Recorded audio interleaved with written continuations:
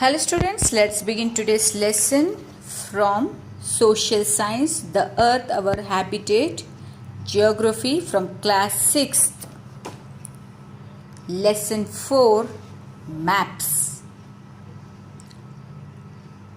So a map is a usual representation of an entire area or a part of an area. It is a visual representation of an entire area ಅಥವಾ part of an area typically represented on the flat surface. Maps represent various things like political boundaries, physical features, roads, topography, population, climates, natural resources and economic activities. So if you know if you want to know about, there are three types of components of the map. Which are those components of the map are the distance, direction and the symbol. Maps are classified according to the scale, content and derivation. So maps acts as a revision guide. So if we come to know about what is map, ಈ ಮ್ಯಾಪ್ಗಳೆಲ್ಲ ನಮಗೆ ಈ ಥರ follow ಮಾಡಿ ಒಂದು map ಮಾಡಿದ ಕೂಡ ಆ ಮ್ಯಾಪಿಂದ we can understand regarding what it is going to tell about us. So a map is a representation of a drawing on a earth surface or a part of a drawn on a flat surface according to a scale. It is. So map andre ಏನು ಅಂದರೆ ಈಗ it is a presentation or a drawing of a earth surface. ಅರ್ಥ ಆಯ್ತಲ್ಲ?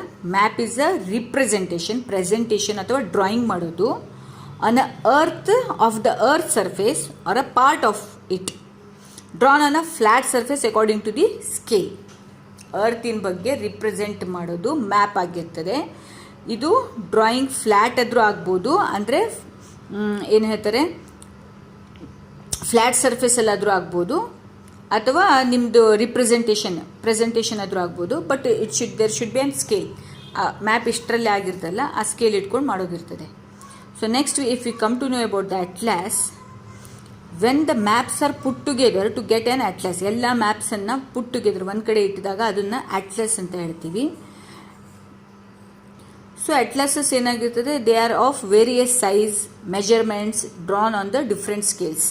ಅದು different ಸೈಜಲ್ಲಿ ಮೆಜರ್ಮೆಂಟ್ಸಲ್ಲಿ ಆಗಿರ್ತದೆ. And there are different types of maps. ಈಗ ಮ್ಯಾಪ್ಸಿಗೆ ಬಂದರೆ there are different types of maps. Some of them are described below. Physical maps ಅಂತ ಬರುತ್ತೆ, ಪಾಲಿಟಿಕಲ್ ಮ್ಯಾಪ್ಸ್ ಬರ್ತದೆ, ಥೆಮೆಟಿಕಲ್ ಮ್ಯಾಪ್ಸ್ ಬರ್ತದೆ. If you come to know about the physical maps showing natural features of the earth. Natural features physical ಅಂತ ಕೂಡ ತಿಳ್ಕೊಳ್ರಿ. Map showing natural features of the earth such as the mountains, plateaus, ಆನಂತರ plains, rivers, oceans etcetera. ಇದು show ಮಾಡಿದ್ರೆ ಅದಕ್ಕೆ ನಾವು physical ಅಥವಾ relief maps ಅಂತ ಹೇಳ್ತೀವಿ. Next political maps showing the cities, towns, villages and the different countries and states of the world with their boundaries are called political.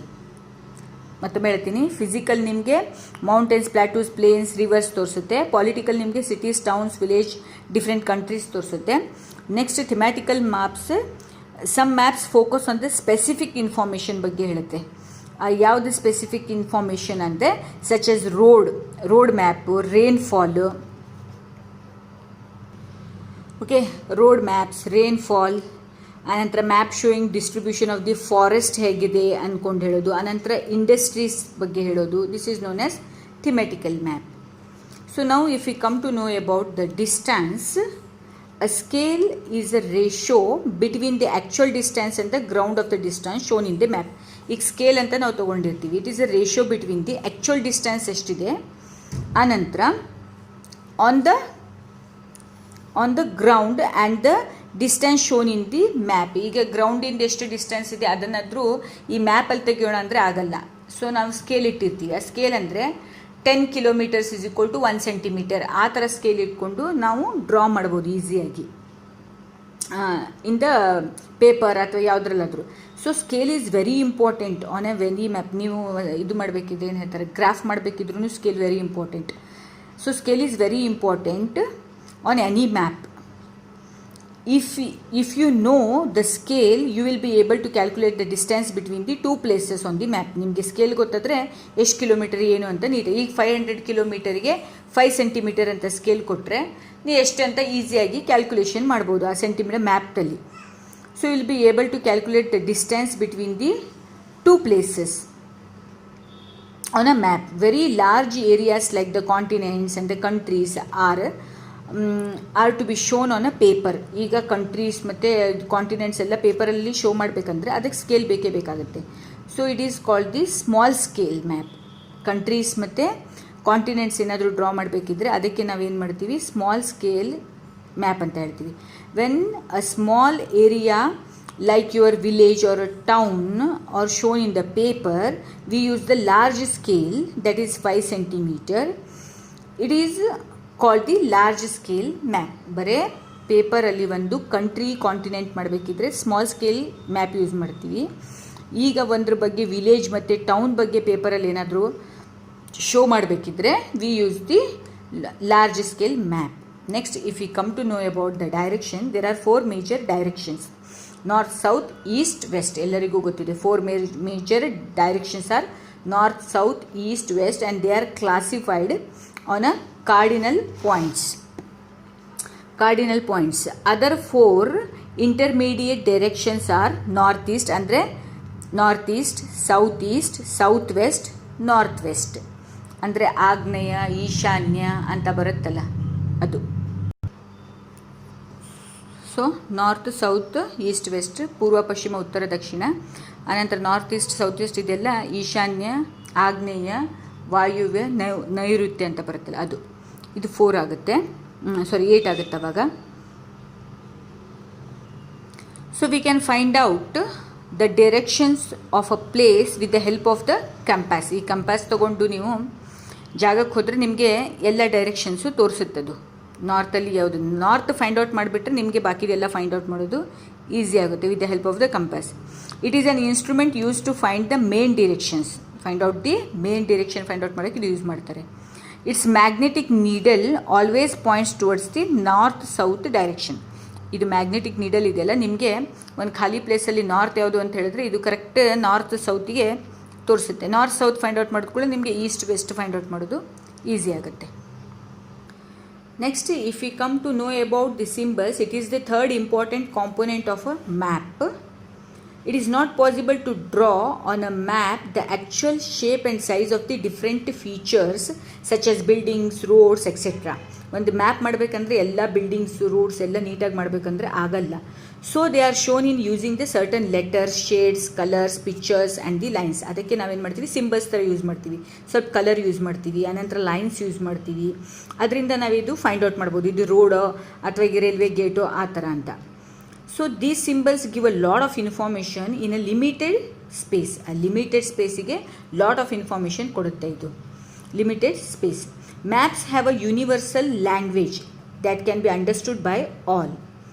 So petrol bunk ಇದೆ ಅಂದ್ಕೊಂಡು ಒಂದು ನಾವು ಸಿಂಬಲಿಂದನೇ ತಿಳ್ಕೊಬೋದು. So it has a universal language ಅಂತ ಹೇಳ್ತಾರೆ, ಯಾರು ಬೇಕಾದರೂ ಅರ್ಥ ಮಾಡ್ಕೋಬೋದು. ಅದಕ್ಕೆ ಹಂಪ್ಸ್ ಬರುತ್ತೆ, ಪೆಟ್ರೋಲ್ ಬಂಕ್ ಇದೆ, ರೈಲ್ವೆ ಗೇಟ್ ಇದೆ, ಈ ಥರ ಎಲ್ಲ.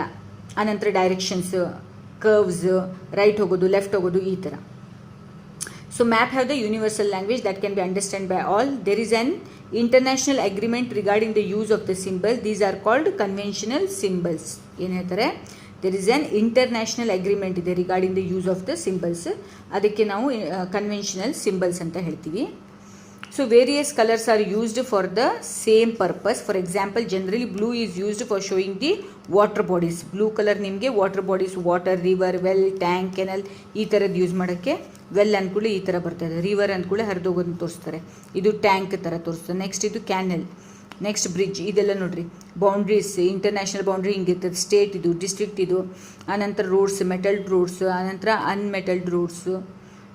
ನೆಕ್ಸ್ಟ್ ನಿಮಗೆ ಇಲ್ಲಿ ಇದು ಟೆಂಪಲ್ ಅಂತ ಗೊತ್ತಾಗುತ್ತೆ, ಇದು ಚರ್ಚ್ ಅಂತ ಗೊತ್ತಾಗುತ್ತೆ, ಮಾಸ್ಕ್ ಅಂತ ಗೊತ್ತದೆ, ಆನಂತರ ಛಾತ್ರಿ ಅಂತ ಗೊತ್ತಾಗುತ್ತೆ, ಪೋಸ್ಟ್ ಆಫೀಸ್ ಈ ಥರ ಇರ್ತದೆ. Next post and telegraph office, police station, settlement, grave yard, ಆನಂತರ ಟ್ರೀಸ್, ಗ್ರಾಸ್, ಇದೆಲ್ಲ ಬ್ರಾಡ್ ಈ ಥರ ಇರ್ತದೆ, ರೈಲ್ವೆ ಲೈನ್. ಆನಂತರ ಇದು ಮೆಟ್ರೆ ಗೇಜ್ ಅಂದ್ಕೊಂಡು, ಆನಂತರ ರೈಲ್ವೆ ಸ್ಟೇಷನ್, ಈ ಥರ ಎಲ್ಲ ಫೈಂಡ್ ಔಟ್ ನಿಮಗೆ ಇದರಿಂದನೇ ಗೊತ್ತಾಗ್ಬಿಡ್ತದೆ.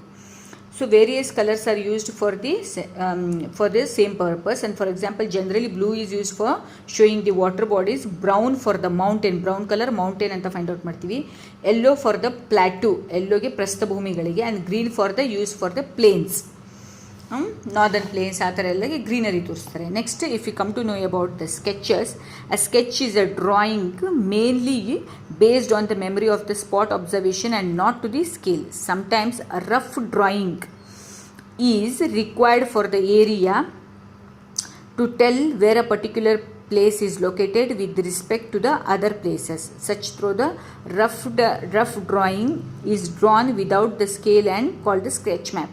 ಅಂದರೆ ರಫ್ ಆಗಿ ಡ್ರಾಯಿಂಗ್ ಮಾಡ್ತೀವಿ ನೋಡ್ರಿ, ಇಲ್ಲಿ ಇದು ಬರುತ್ತೆ, ಸ್ವಲ್ಪ ಮುಂದೆ ಹೋದ್ಕೊಳ್ಳೆ ಒಂದು ಟೆಂಪಲ್ ಬರುತ್ತೆ, ಹಾಗೆ ಹೀಗೆ ಹೋದ್ಕೊಳ್ಳೆ, ಇದಕ್ಕೆ ರಫ್ ಡ್ರಾಯಿಂಗ್ ಮಾಡ್ತೀವಲ್ಲ ಇದಕ್ಕೆ ನಾವು ಸ್ಕೆಚ್ ಹಾಕೋದು ಅಂತ ಹೇಳ್ತೀವಿ. ಇದಕ್ಕೆ ನಿಮಗೆ ಪರ್ಟಿಕ್ಯುಲರಾಗಿ ಸ್ಕೇಲ್ ಎಲ್ಲ ಹಿಡ್ಕೊಂಡು ನೀಟಾಗಿ ಡ್ರಾಯಿಂಗ್ ಮಾಡಲ್ಲ, ಜಸ್ಟ್ ರಫ್ ಆಗಿ ಸ್ಕೆಚ್ ಹಾಕಿ ತೋರಿಸೋದು. ಈಗ ಮನೆ ಸ್ಕೆಚ್ ಹಾಕು ಅಂದರೆ ಹೀಗೆ ಬರುತ್ತಾ, ಇಲ್ಲೊಂದು ಎಂಟ್ರೆನ್ಸ್ ಇರುತ್ತೆ, ಇದೊಂದು ವಿಂಡೋ ಬರುತ್ತೆ, ಈ ಥರ ಸ್ಕೆಚ್ ಅಂತ ಹೇಳ್ತಾರೆ. Next plan. A plan is a drawing of a small area on a large scale. Plan ಹಾಕೋದು, ಈಗ ಮನೆ ಪ್ಲ್ಯಾನ್ ಹಾಕೋದು ಅಂದರೆ ಪೇಪರಲ್ಲಿ ಹಾಕಿರ್ತಾರೆ, ಅದಷ್ಟು ದೊಡ್ಡ ಸೈಟ್ ಇರ್ತದೆ, ಈಗ 20-30 ಇರ್ತದೆ, 40-30 ಇರ್ತದೆ, ಇದೆಲ್ಲ 40-30 ಸೈಟ್ ತೊಗೊಂಡು ಪ್ಲ್ಯಾನ್ ಹಾಕಲ್ಲ, ಒಂದು ಪೇಪರಲ್ಲಿ ಇಷ್ಟಿಷ್ಟು ಜಾಗ ಬರ್ತದೆ ಅಂತ ಅಲ್ಲಿ ಸೆಂಟಿಮೀಟರ್ಸ್ ಬರ್ತದೆ.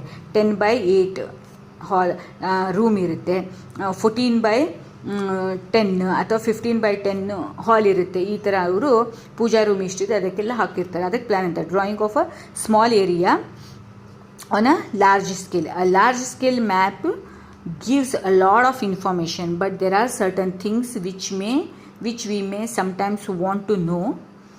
For example, the length, breadth of the room, ella nodbekagutte, length ಎಷ್ಟು, breadth of a room, which can be shown in a map. At that time we can refer drawing or drawn scale called the plan. So hope you have understood about the plan, sketch, symbols, next directions, distance and types of the maps. Hope you have understood this lesson. Thank you children.